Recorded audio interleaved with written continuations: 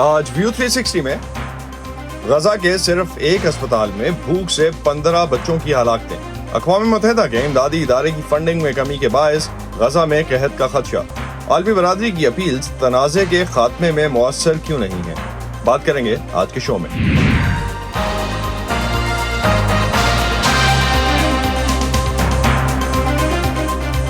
Voice of America کے Washington studios میں آپ سب کو خوش آمدید۔ آپ دیکھ رہے ہیں پروگرام ویو 360 اور میں ہوں اسد اللہ خالد۔ اسرائیل حماس جنگ شروع ہوئے 5 ماہ ہونے کو ہیں۔ 7 اکتوبر کو حماس کے اسرائیل پر حملے کے جواب میں اسرائیل کی غزہ میں جنگی کارروائیوں میں اب تک 30,000 سے زیادہ فلسطینی ہلاک اور 70,000 زخمی ہو چکے ہیں۔ 7 اکتوبر کے حملے میں 1200 اسرائیلی شہری ہلاک ہوئے تھے، جبکہ تقریباً 130 ابھی بھی حماس کی قید میں ہیں۔ اسرائیلی حملوں اور غزہ کے محاصرے کی وجہ سے فلسطینی شہریوں کے لیے خوراک اور طبی سہولتیں روز بروز کم ہو رہی ہیں۔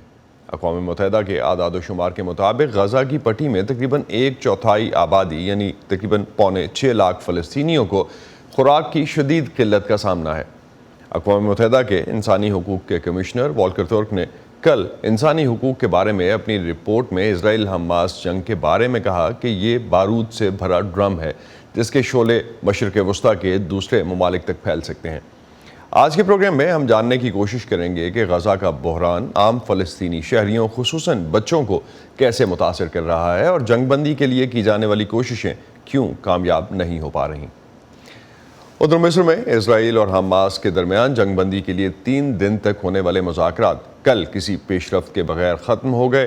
اس کی تفصیل اور پاکستان اور خطے میں ہونے والی ڈیولپمنٹ سمیت دنیا بھر سے اہم خبریں اور ان پر تجزیے آپ ہماری ویب سائٹ urduvoa.com پر پڑھ سکتے ہیں۔ کل امریکہ میں سپر ٹیوزڈے تھا، یعنی تقریباً 1/3 امریکی ریاستوں میں پرائمریز یا سیاسی پارٹیوں کی جانب سے ریاستوں میں اپنے صدارتی امیدوار کو فائنل کرنے کے لیے انتخابات ہوئے۔ ان کے نتائج کیا رہے، اس پر بات کرتے ہیں فائزہ بخاری سے، جو کیپٹل ہل سے ہمیں جوائن کر رہی ہیں۔ فائزہ، جو بائیڈن اور ڈونلڈ ٹرمپ کو بڑی کامیابیاں ملیں جو کہ متوقع تھیں، غیر متوقع کیا ہوا سپر ٹیوزڈے کے پرائمریز اور کاکسز میں؟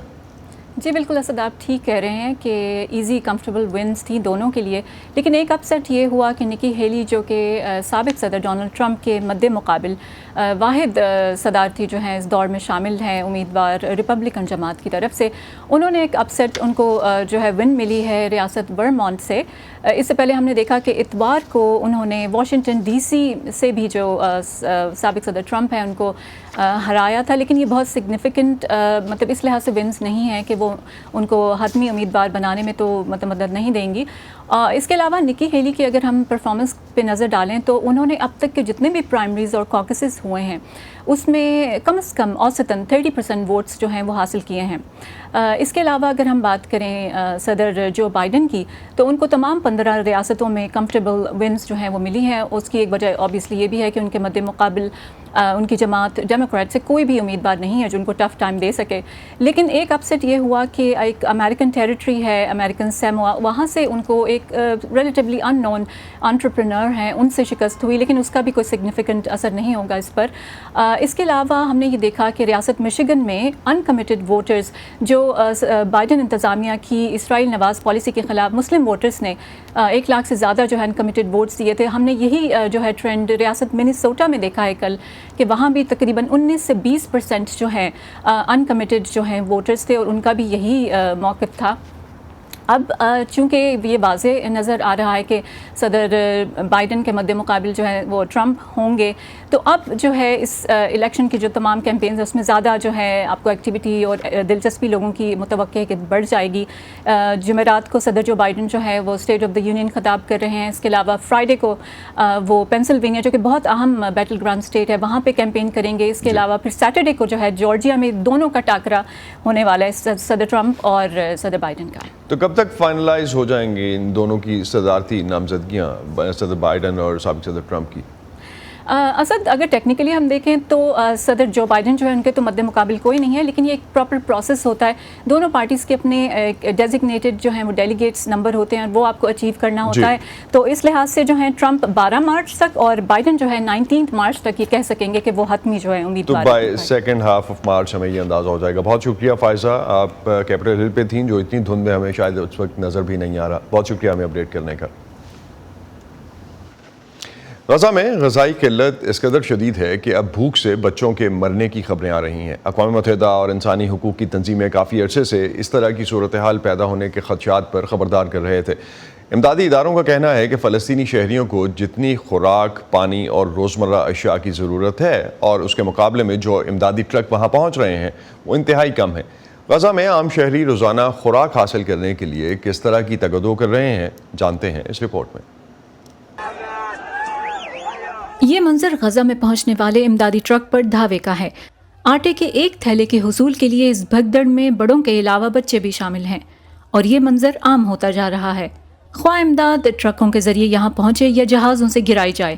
غزہ میں جنگ کی تباہ کاریوں سے بچ جانے والے افراد بھوک اور افلاس کے باعث شدید مایوسی کی حالت میں اس امداد پر ایسے ہی جھپٹتے دکھائی دیتے ہیں۔ شمالی غزہ کے کمال عدوان ہسپتال میں گزشتہ چند دنوں کے دوران کم از کم 15 بچے غذائی قلت اور پانی کی کمی سے ہلاک ہو چکے ہیں۔ غزہ کے محکمہ صحت کے حکام کے مطابق گزشتہ ماہ غزہ میں امداد کے لیے قطار میں کھڑے کم از کم 118 فلسطینی ہلاک ہو گئے۔ ایسے میں بالخصوص شمالی غزہ کے بچوں کی حالت زار پر اقوام متحدہ کے اداروں کی تشویش بڑھ رہی ہے۔ شمالی غزہ کی پناہ گاہوں اور صحت کے مراکز میں کی جانے والی غذائیت کی اسکریننگ سے پتہ چلا کہ 2 سال سے کم عمر کے 15.6% یا ہر 6 میں سے ایک بچہ شدید غذائی قلت کا شکار ہے۔ 3% suffer from severe wasting. اقوام متحدہ کی مختلف تنظیموں کے زیر اہتمام غزہ کے کچھ مقامات پر پکا ہوا کھانا بھی تقسیم کیا جاتا ہے۔ یہاں خصوصاً بچوں کی بڑی تعداد ہاتھوں میں برتن تھامے گھنٹوں اپنی باری کا انتظار کرتے نظر آتے ہیں۔ ایک وقت کی بھوک مٹانے کی تگ و دو میں لگے ایسے ہی بچوں کی حالت زار کے حوالے سے اقوام متحدہ کے امدادی امور کے نگراں ادارے اوچا کے ایک ترجمان نے غزہ میں امداد کی بھرمار کی اپیل کی ہے۔ جیسا کہ ڈاکٹرز ہمارے ساتھیوں کو بتا رہے ہیں کہ جب بچے بھوک سے مرنے لگیں تو یہ خطرے کی ایسی گھنٹی ہونی چاہیے جیسی پہلے کبھی نہیں تھی۔ اگر اب نہیں تو کب وہ وقت آئے گا جب ہر ممکن اقدامات کیے جائیں، غزہ کو جس امداد کی ضرورت ہے اسے بہت زیادہ مقدار میں وہاں پہنچایا جائے۔ Flood Gaza with the aid that it needs. Biden انتظامیہ نے حال ہی میں ہوائی جہازوں کے ذریعے غزہ میں امداد گرانے کا سلسلہ شروع کیا ہے۔ یہ طریقہ اس سے قبل اردن بھی استعمال کرتا آیا ہے۔ یہاں بھی منظر کچھ زیادہ مختلف نہیں، امداد کم اور ضرورت مند زیادہ۔ ایسے میں بھوک سے تباہ حال فلسطینیوں کی اشیاء ضروریہ کے ایک ایک پیکٹ کے لیے دھینگا مشتی عام ہے۔ بھوک کے اس بڑھتے بحران سے نمٹنے کے لیے منگل کے روز اردن کی فضائیہ کے 3 C-130 طیاروں کے علاوہ 3 امریکی، 1 مصری اور 1 فرانسیسی طیارے نے مشترکہ ایئر ڈراپ مشن میں حصہ لیا۔ امریکی فوج کے مطابق 36,000 سے زیادہ پیکٹ گرائے گئے، لیکن اقوام متحدہ کے ادارے خبردار کر رہے ہیں کہ یہ امداد بہت ناکافی ہے۔ اپنے بچوں اور گھر والوں کے لیے اشیاء خوردونوش کا حصول یہاں کے بہت سے افراد کے لیے کسی چیلنج سے کم نہیں۔ ہم میں اسے برداشت کرنے کی آمادگی اور صلاحیت ہے، لیکن کیا دنیا میں کوئی ایسا باپ ہے جو اپنے بچوں کو اپنے سامنے بھوک سے تڑپتا دیکھ کر خاموش رہے، چاہے اسے اپنی جان کو خطرے میں ڈالنا پڑے؟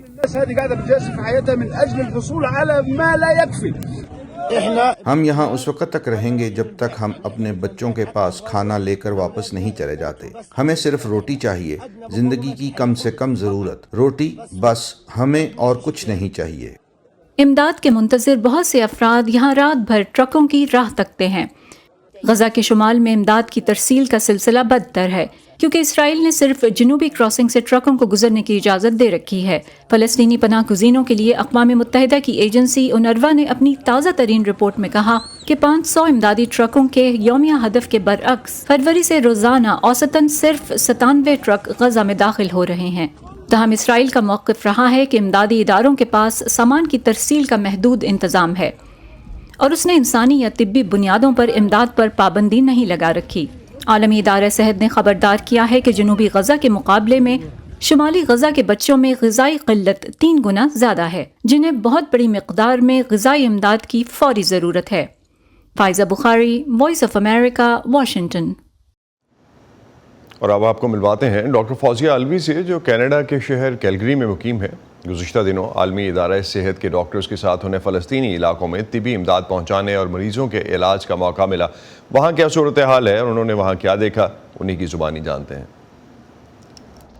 غزہ میں ہم لوگ موسٹلی رفح میں اور خان یونس کے ایریا میں رہے. WHO کے تھرو اب یہ ہمیں موقع ملا کہ ہم وہاں گئے ایک چھوٹی سی ٹیم ڈاکٹرز کی لے کر، اور ہم وہاں پر پہلے ایجپٹ پہنچے، پھر WHO سے بریفنگ لی، پھر ہم غزہ کی طرف روانہ ہوئے. بہت سارے چیک پوائنٹس ہیں رستے میں.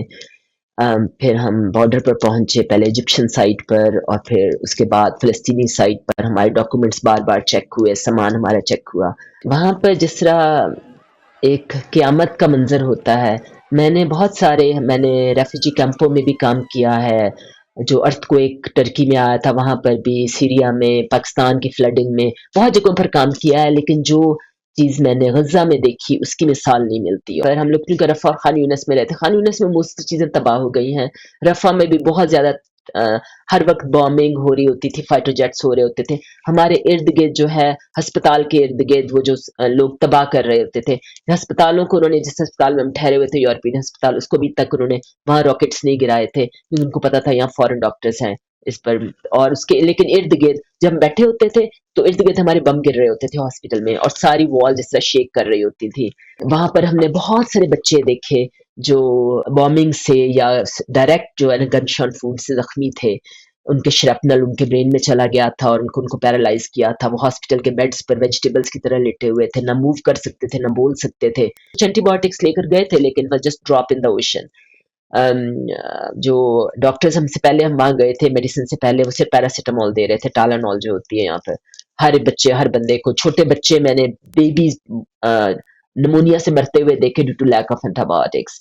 پریگننٹ خواتین جو ڈلیور کر رہی ہیں وہ بیچاری ان ہائیجینک کنڈیشنز میں ڈلیور کر رہی ہیں، اسٹریٹس پہ ڈلیور کر رہی ہیں، پردہ سا کر دیتے ہیں وہاں پر کر رہی ہیں. جو حاملہ عورتیں پہنچ پاتی تھی وہاں پر ہاسپٹل میں، وہاں سی سیکشن کرتے ہوئے، سرجری کرتے ہوئے کوئی پین میڈیکیشن اویلیبل نہیں تھی. تو پین میڈیکیشن کے بغیر سی سیکشن ہم نے خود دیکھا ہے وہاں پر ہو رہا تھا. میں نے بچوں کو بھوک سے مرتے دیکھا، بچوں میں جو سیویئر میل نیوٹریشن ہوتی ہے، وائٹامن ڈی کی ڈیفیشنسی کی وجہ سے ایک ڈیزیز ہوتی ہے ریکٹ، جس میں ٹانگیں جو ہوتی ہے مڑ جاتی ہیں اور جو اسکل ہوتی ہے یہ بہت سافٹ ہو جاتی ہے. ہر بچے کو تقریباً سک تھا ڈائریا سے، کیونکہ پینے کو صاف پانی نہیں ہے، ٹوائلٹس نہیں ہے، خوراک نہیں ہے. ہر بندہ وہاں پر، بچہ، بوڑھا، عورت، جوان، ہر بندہ بھوکا ہے. اور میں سرپرائز تھی کہ وہاں کے لوگ کیسے زندہ ہیں اب تک، کیونکہ ٹوٹل بلاکیڈ ہے. ہم نے جو مائلز اینڈ مائل، تھاؤزنڈس آف ٹرکس ہم نے دیکھے تھے کہ رفح کے اس سائٹ پر، ایجپشن سائٹ پر کھڑے ہوئے تھے، لیکن ان کو پرمیشن نہیں مل رہی تھی. Maybe 3-4 trucks pass every day, جبکہ وہاں پر تھاؤزنڈس آف، ہزاروں ٹرک کھڑے ہوئے تھے. اب وہ چھوٹی سی جو امداد آتی ہے وہ کس طرح ڈسٹریبیوٹ کرتے ہیں، it's just beyond my imagination. اور وہ عورتیں جو تھیں ہسپتال میں، جب ان کو دوائیاں جو ہم ساتھ لے کر گئے تھے وہ دیتی تھی، ویسے ہاتھ اٹھا کر ہمارے لیے دعائیں کرتی تھی. اور ابھی مجھے سمجھ نہیں آتی تھی لیکن آدھا گھنٹہ وہ دعائیں دیتی رہتی تھی ہمارے لیے. اور پھر وہ کہتی تھی کہ ہمارے لیے اللہ کافی ہے. ہم لوگ وہاں پر تقریباً 8 دن رہے. ہمارا پلان تھا کچھ اور دن وہاں رہنے کا، لیکن WHO جو فورن ڈاکٹرز کو اور فورن ورکرز کو وہاں سے نکال رہی تھی لاسٹ ویک، کیونکہ جو گراؤنڈ انویژن کا بہت زیادہ خطرہ تھا، تو انہوں نے ہمیں نکالا. انہوں نے کہا کہ it's not safe for you, تو جسٹ لیو. تو اس وجہ سے ہم آ گئے، لیکن ہم آ تو گئے ہیں، لیکن جو ہے نا ہمارا دل وہیں پر ہے، اٹکا ہوا ہے ان مسلمانوں کے ساتھ. اسرائیل حماس جنگ بندی کے لیے جاری کوششیں ابھی تک کامیاب نہیں ہو سکی ہیں، لیکن ایک غیر سرکاری تنظیم مفاہمت کے ذریعے اس مسئلے کے حل پر زور دے رہی ہے. پیرنٹس سرکل فیملی فورم ایسے فلسطینیوں اور اسرائیلیوں پر مشتمل ایک غیر منافع بخش تنظیم ہے جنہوں نے پچھلے تنازعات میں اپنے عزیزوں کو کھو دیا ہے، اور اب وہ مفاہمت کو ہی آگے بڑھنے کا واحد راستہ سمجھتے ہیں. اب جبکہ اسرائیل اور حماس کے درمیان جنگ کو 5 ماہ ہونے کو ہیں، جنگ بندی کے کسی معاہدے پر اتفاق رائے کے لیے امیدیں بڑھ رہی ہیں، مگر تقریباً 700 اسرائیلی اور فلسطینی افراد پر مشتمل ایک غیر سرکاری تنظیم پیرنٹس سرکل فیملی فورم، جنہوں نے برسوں سے جاری اس تنازع میں اپنے عزیزوں کو کھویا ہے، اب ایک مختلف نتیجے کا مطالبہ کر رہی ہے، اور وہ ہے مفاہمت. ہم 700 سے زیادہ خاندانوں کا ایک گروپ ہیں جنہوں نے اس تنازع میں خاندان کے کسی قریبی فرد کو کھو دیا ہے.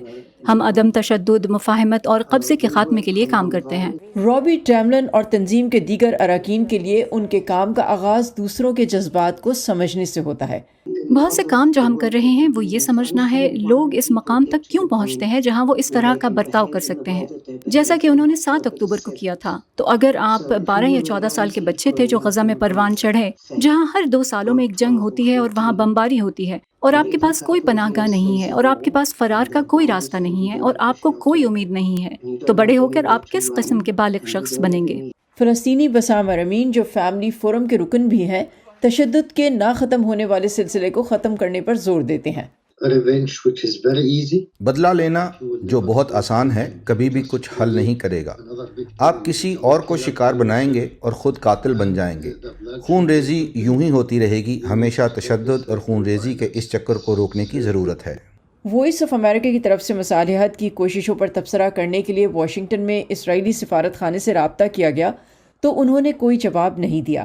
فروری میں اسرائیلی وزیر اعظم بنجامن نیتن یاہو کہہ چکے ہیں کہ وہ فلسطینی ریاست کے مخالف ہیں۔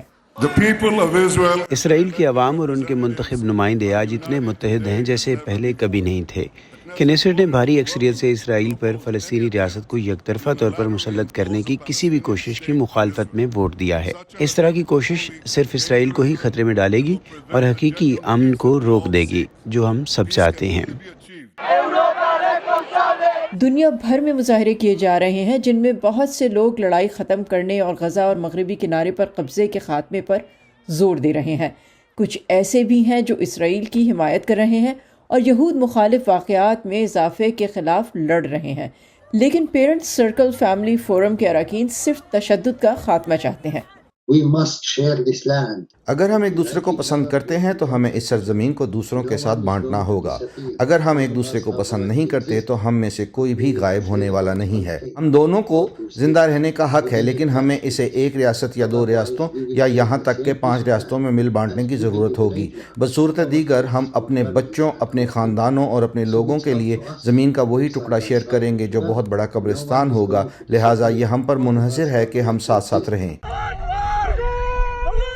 عالمی برادری کی نظر اس تنازع پر ہے جو 7 اکتوبر کو شروع ہوا جب حماس نے اسرائیل پر حملہ کیا، جس میں 1200 افراد ہلاک اور 240 سے زیادہ یرغمال بنائے گئے۔ اسرائیل کی جوابی کارروائی کے نتیجے میں اب تک تقریباً 30,000 فلسطینی ہلاک ہو چکے ہیں۔ کیتھ لین کے ساتھ سبا شاخان، وائس آف امریکہ۔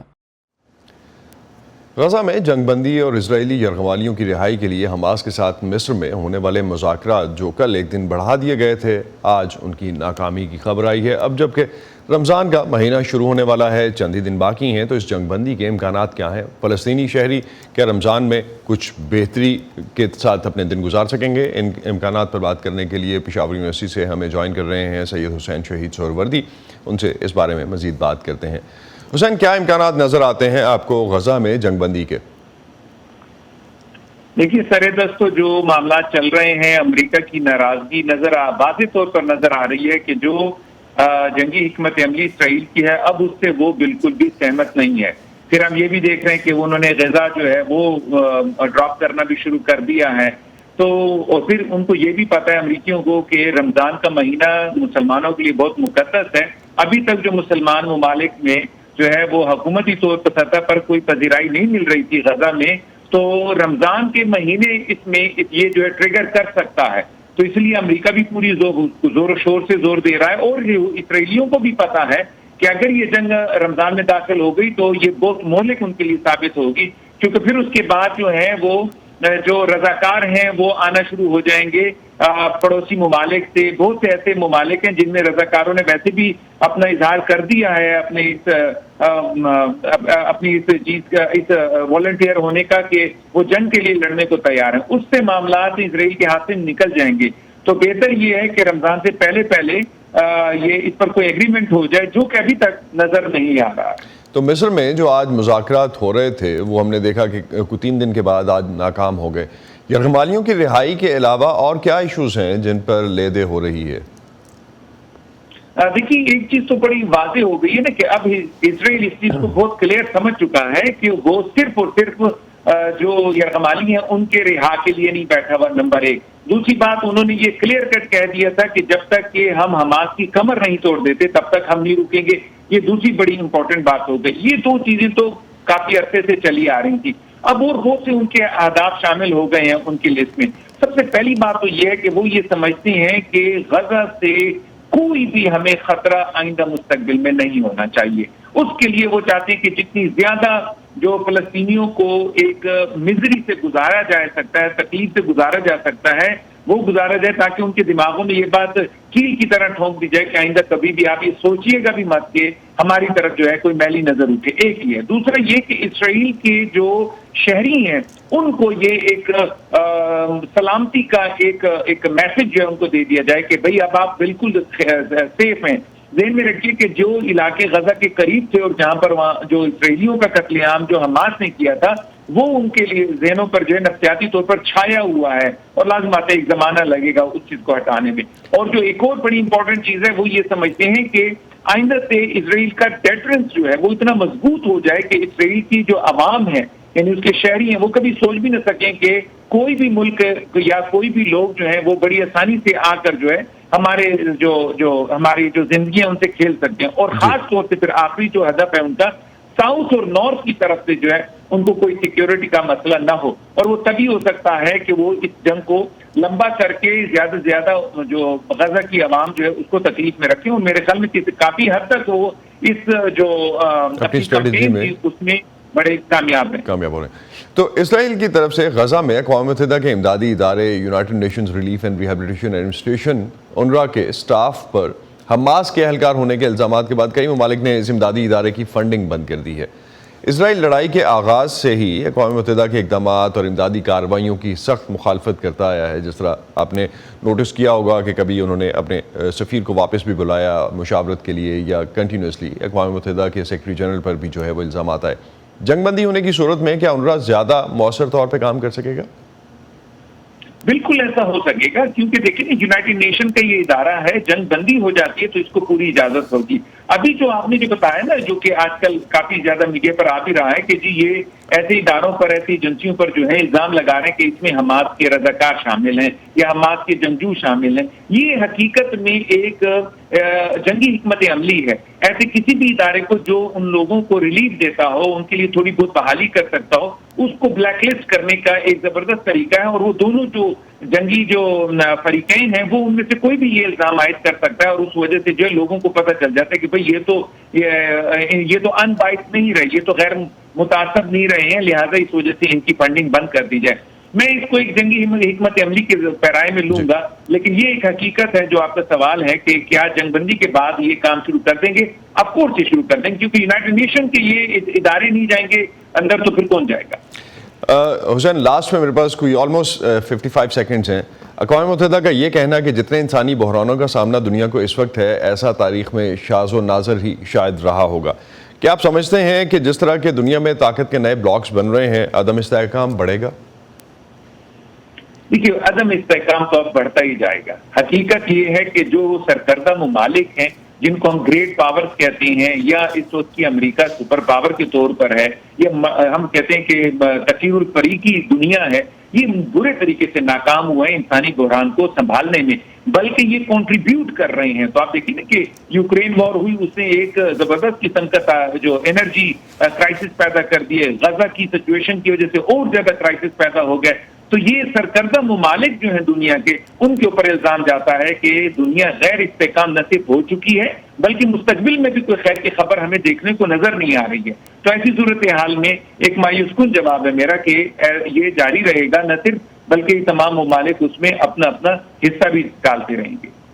بہت بہت شکریہ سید حسین شہید سہروردی, پشاور یونیورسٹی سے آپ ہمارے ساتھ تھے. اور جس طرح سے آپ نے کہا کہ دو مایوس کن ہیں لیکن جس طرح کی سچویشن ابھی ہے وہ شاید دنیا میں آنے والے دنوں میں بھی عدم استحکام بڑھائے گی. بہت شکریہ آپ کا. اسی پہ ختم کرتے ہیں آج کا ویو 360. اسٹے سیف اور پاکستان رخ خطے سمیت دنیا بھر کی اہم خبروں اور دلچسپ معلومات کے لیے آپ urduvoa.com پر آ سکتے ہیں. اب تک کے لیے اتنا ہی. اسد اللہ خالد کو اجازت دیجیے. خدا حافظ.